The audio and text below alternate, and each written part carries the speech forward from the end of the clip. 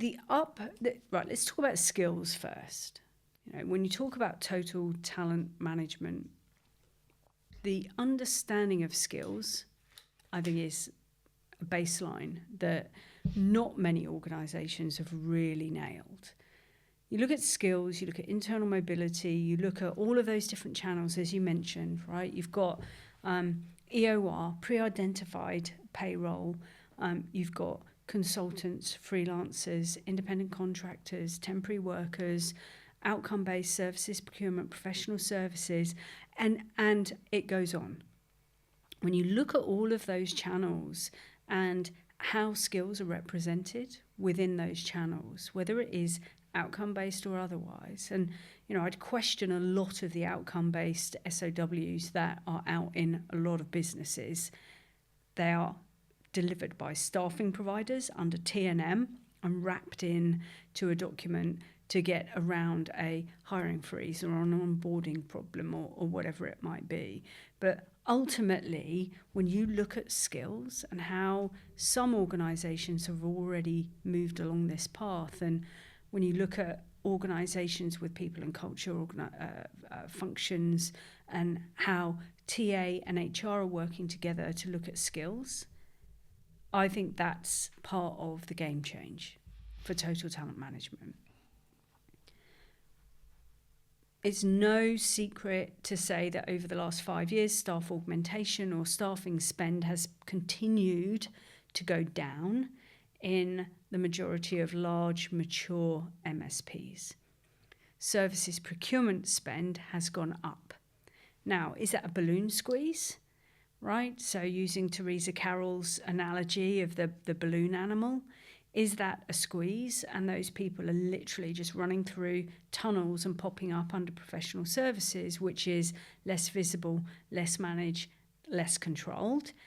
There's a celebration from the C-suite and saying, oh, brilliant, well done, your contingent labour spend has been going down. That's the tip of that iceberg that is so prevalent in the business. They see it. And then 12 to 18 months later, the services procurement or professional services spend balloon has then become really, really visible. And then there's this consistent, and this is what we've seen, the trend of the cycle of bringing that down, and then we see contingent labour go back up.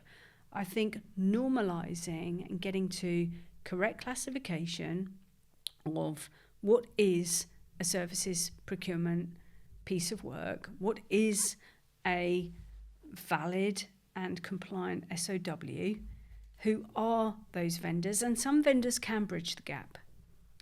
Some vendors can deliver staffing and can genuinely deliver outcome-based work.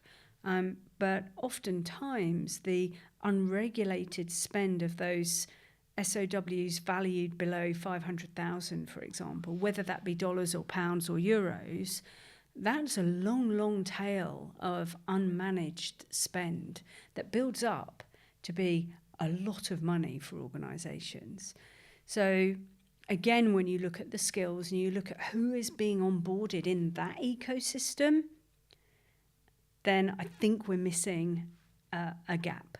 And we're often seeing people onboarded in those areas that are also have been badge holders in other areas too. And I think it's just messy. And until an organisation sets those parameters and almost turns those toggles on of what a configuration of your workforce looks like and what is classified here and here and here. And some have got it right, and some have done an amazing job in creating those classifications, and it's working really, really well. Others less so, and we see conflict. We see conflict between TA, the business, procurement, and other functional areas because they don't want to give up this part of their portfolio or their spend or their remit. But that's just creating this consistency of the balloon contraction and then expansion.